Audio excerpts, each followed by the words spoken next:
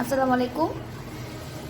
এখানে বিট, পেঁপে, ডালিম, কমলা, গাজর দিয়ে একটা জুস করা হচ্ছে। অনেকে বিট হচ্ছে কাঞ্জি খেতে পারতেছে না, তো বিটের জুস করে দেখাচ্ছি। এটার সাথে পেঁপেও দিয়েছি, খেতে ভালো লাগবে।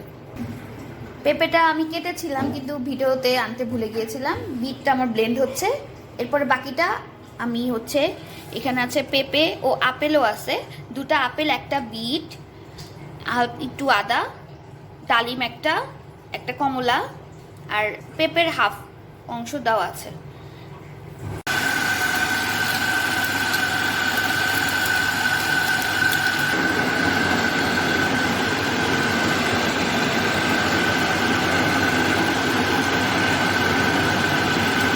আমার একটা বিট, দুটা আপেল, একটা ডালিম, একটু আদা দিয়ে ও হাফ পেঁপে, এইটা এই কটা উপাদান দিয়ে আমার এই পরিমাণ জুস তৈরি করতে পেরেছি।